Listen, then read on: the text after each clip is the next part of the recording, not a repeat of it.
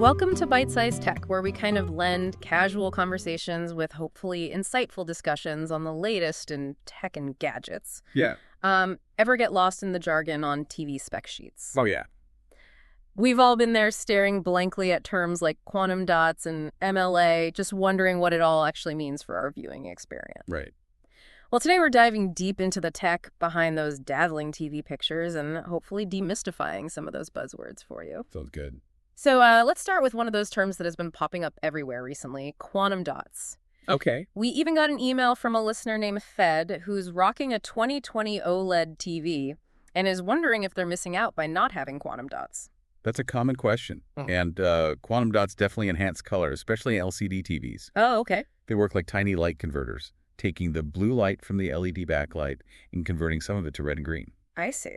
And this creates a pure white light source, which in turn allows the LCD panel to display a wider range of colors, making them more vibrant and accurate. So it's like giving the TV a color boost, kind of like those filters you use on Instagram to make your photos pop. Exactly. Got it. But to answer Fed's question directly, they're not really missing out with their 2020 OLED TV. Okay.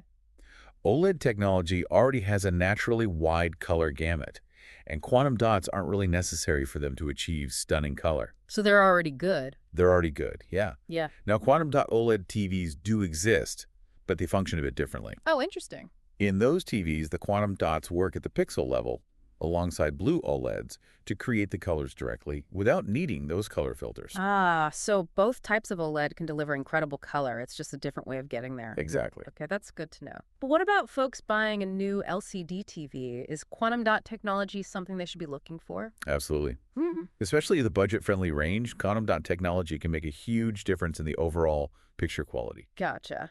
So quantum dots are definitely worth considering, especially if you're looking at LCD TVs. Sure. But let's move on to another question we received from a listener named Gavin. Okay. They recently picked up a fancy new QD OLED Samsung monitor and are curious about the differences between monitors and TVs. Right. On the surface, they seem to use a lot of the same technology, but there are some key distinctions, right? You hit the nail on the head. It all boils down to how we use these displays. Okay. Take glossy screens, for example. Okay. They're really common in TVs, but less so in monitors. Right. That's because when you're sitting close to a monitor, even a little bit of light reflection can be super distracting. Oh, yeah, for sure. Imagine trying to work on a spreadsheet with a lamp reflecting off your screen. It would drive you crazy. You're telling me I actually have a glossy screen on my TV at home, and it's great in my dimly lit living room. Uh-huh. But if I tried to use it as a monitor in my office with all the windows and overhead lights, I'd probably end up with a permanent headache. Exactly. The closer you are to the screen, the more noticeable those reflections become. And since most people use monitors in well-lit environments, anti-glare coatings are essential to make them usable. So glossy screens are great for TVs where you're further away and can control the lighting, Yeah, but not ideal for monitors where you're up close and personal with the screen. exactly. What about the brightness issue Gavin mentioned?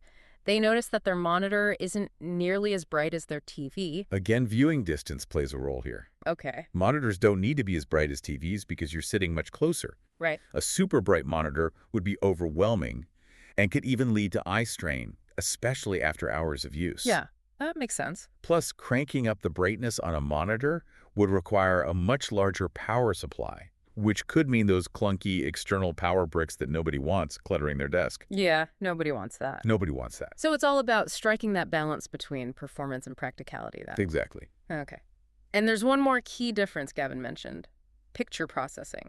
Right. Most monitors don't have the same sophisticated image processing that you find in TVs. Yeah. Right? They were wondering why their monitor has a more raw image compared to the polished look of their TV. Uh-huh. Is it because TVs are better at handling things like motion blur and upscaling lower resolution content? That's part of it, but the main reason is to minimize lag, which is crucial for gaming. Ah, that makes sense. Yeah. Gamers need that instant response time, and any kind of processing delay could throw off their game. Precisely. Okay. But that also means that monitors might not display colors as accurately as TVs without proper calibration. I see. You might need to tweak the settings a bit to get the best picture quality. So even though monitors and TVs seem similar at first glance, There are all these subtle differences that make them unique. Right. It's like they're designed for different purposes, even if they use similar underlying Well, technology. exactly. Speaking of different purposes, let's talk about something that applies to both monitors and TV's audio. We got an email from Gabe, who's curious about Dolby Vision and DTS support in TVs. Great topic. Yeah, it seems like every time you buy a new gadget, there's a whole new set of acronyms to decipher. You're not wrong. All right, so let's unpack Gabe's question about audio formats, specifically Dolby Vision and DTS support in TVs after a quick break. Okay, so let's dive right into Gabe's question Yeah. about audio formats, specifically Dolby Vision and DTS support in TVs. Right. It seems like every time you buy a new gadget, there's a whole new set of acronyms to decipher. It's true.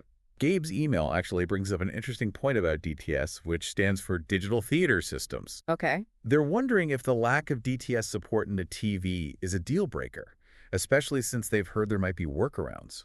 Yeah, that's a good question. Yeah, they specifically mentioned using an AV receiver or soundbar to bypass the TV's audio processing. Right. Is that a legitimate solution? Absolutely. It's a clever workaround that a lot of people don't even realize they can do. If your TV doesn't support DTS or all of its variations, you can connect your Blu-ray player or streaming box directly to a soundbar or AV receiver. I see. That way the audio is handled separately and you still get the full immersive DTS experience. So it's like creating your own home theater system independent of the TV's built-in audio. Exactly. That's pretty cool. That's good to know. Okay. But it does make you wonder why people get so hung up on the TV's DTS support if there's such an easy fix. I think it's partly a perception thing. Okay. Some people might feel like their TV is incomplete or lacking a key feature if it doesn't have DTS support. Right. But as long as you have a decent sound system, it's really not a major issue. Okay. So DTS is easy to work around. Sure. What about Dolby Vision? Gabe also asked if there are similar bypasses for that, but it seems like the TV itself needs to support it for it to work. Yeah, they're right on that point. Yeah. Unlike DTS, there's no way to bypass the TV's Dolby Vision support. Oh, really? It's a proprietary format that requires specific hardware in the TV to decode and display it properly. So is Dolby Vision like a must-have feature then? Is it worth prioritizing when choosing a new TV? That's a tricky question. Okay. Dolby Vision is technically very capable, Right. but its effectiveness really depends on how content creators utilize it. Oh, okay. Just because a movie or show is labeled as Dolby Vision doesn't automatically mean it's going to look better than a well-mastered HDR10 or HDR10 Plus version. In fact, a poorly implemented Dolby Vision grade can actually look worse than a standard HDR format. So it's not just about the technology itself, but also about the artistry and skill of the people who are using it. Precisely. Kind of like having a fancy camera doesn't guarantee you'll take amazing photos. Exactly. A great example of this is Samsung's QD OLED TVs. Oh, okay. They don't support Dolby Vision, but they're still widely regarded as having some of the best picture quality on the market. Right. I've heard really amazing things about their picture quality. So Dolby Vision is a nice bonus, but not necessarily a deal breaker if the TV excels in other areas like color accuracy, contrast, and overall picture processing. Precisely. There are so many factors that contribute to a great viewing experience, and Dolby Vision is just one piece of the puzzle. Okay, speaking of pushing the boundaries of picture quality, let's talk about another buzzword that's been making the rounds. MLA, or micro-lens array. Sure. It was used in some high-end OLED TVs last year to boost brightness, but it seems to have disappeared this year. Yeah. What happened? Was it just a fad? It wasn't a fad, but it might have been a temporary solution while other technologies were being perfected. Okay. MLA was definitely a clever way to squeeze more brightness out of OLED panels. Right. The LG G4, for example, used it to great effect, Uh-huh. but it had some drawbacks. For one, it was quite costly to implement, adding a significant amount to the production cost of those TVs. Right. And it wasn't the most efficient technology either. So it's kind of like a stopgap measure while they work on something better. You could say that the newer LG G5 and the Panasonic Z95B, for example, use a different technology called RGB tandem panels or 4-stack OLED to achieve even higher brightness levels.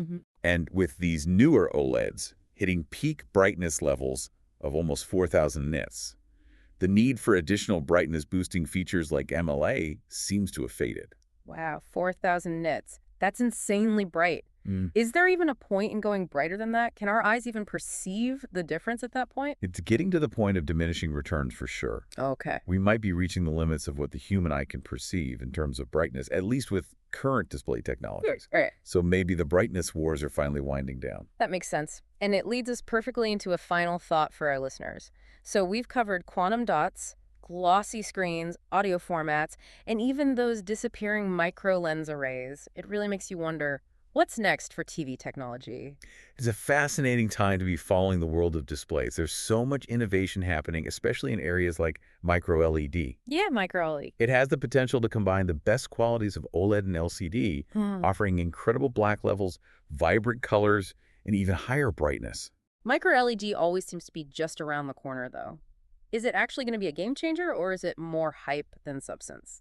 It's definitely not vaporware. Yeah. Micro LED TVs do exist, Okay. but they're still prohibitively expensive for most consumers. Right. The manufacturing process is incredibly complex, which drives up the cost. Right. But as production becomes more efficient, we could see micro LED become a more mainstream technology in the coming years. That would be pretty amazing. It seems like the holy grail of display technology. What about HDR formats? Any exciting developments on that front? Absolutely.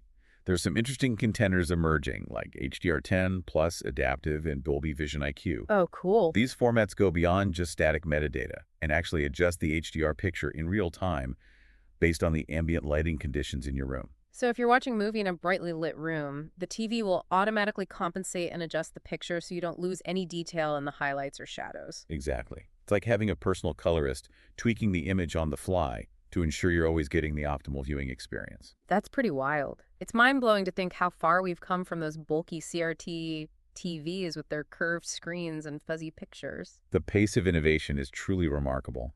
And it's not just about picture quality anymore.